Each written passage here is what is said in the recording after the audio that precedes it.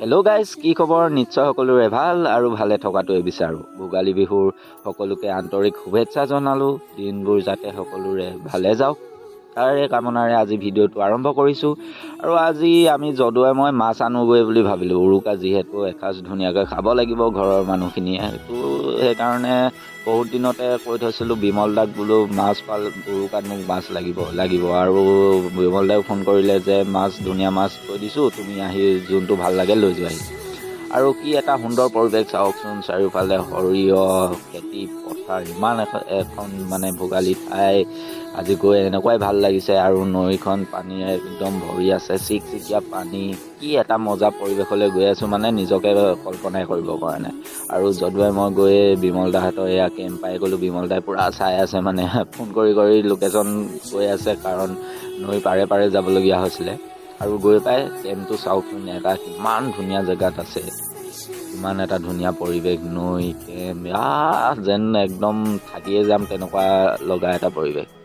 আৰু ধুনীয়াকৈ মাছখিনি উলিয়াই দিলে, কোনটো লাগে লোৱা বুলি ক'লে আৰু ধুনীয়াকৈ ডাঙৰ চাই এটা লৈ ল'লোঁ। আৰু যদুৱে এটা বধিয়েই পেলালে, মানে খাই যাম, মানে আজি লগতে আৰি মাছ খাই যাম। আৰু বহুত দিন হ'ল আৰি মাছ এনেকুৱা লোকেল আৰি জিন্দা ধৰফৰাই থকা নৈৰ পৰা উঠোৱা আৰি মাছ খাবলৈ পাইছোঁ। আৰু ক'তনো এৰি আহিম আৰু। যদুৱে পূৰা কটা বচাত লাগি গ'ল, কিন্তু বনোৱা দায়িত্বটো মোৰ। আৰু চাওকচোন নৈখনৰ পানীবোৰ কিমান সুন্দৰ, চিকচিকীয়া পৰিষ্কাৰ, মানে ক'বলৈ বাকী নাই আৰু। আমি যদুৱে মই পূৰা প্লেন আৰু দগৰি খাম। আৰু জেগাটো চাওকচোন, কি এটা সুন্দৰ পৰিৱেশ। আৰু ধুনীয়াকৈ আৰু মই বনোৱা গুণত লাগি গ'লোঁ, বইল বনাম যিহেতু, মানে ফ্ৰাই কৰি মাছটো খাই, এইটো মাছ মানে যিহেতু তেলি মাছ, গতিকে ফ্ৰাই কৰি খাই ইমান ভাল নালাগিব। গতিকে মই বিমল দাক ক'লোঁ বোলো বইল বনাম। লাই শাক ধুনীয়াকৈ কেম্পৰ কাষতে লাই শাক কৰি থৈছিলে, লাই শাক, কাঠ আলু, আৰু বিহুৰ দিনাটো আলু খোৱাটো মেইন, কাঠ আলুৰ লগত ধুনীয়াকৈ বনাইছোঁ।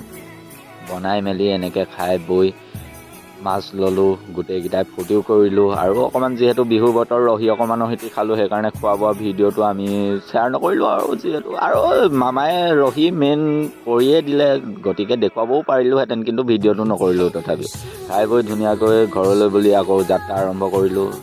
আৰু বিমল দাকো ধন্যবাদ জনালোঁ, কাৰণ এটা সুন্দৰ পৰিৱেশৰ মাজত খালোঁ বলোঁ ফূৰ্তি কৰিলোঁ, মাছো উপহাৰ দিলে। আৰু ধুনীয়াকৈ মাছ চাছ লৈ যদুৱে মই উভতনি যাত্ৰা আৰম্ভ কৰিলোঁ।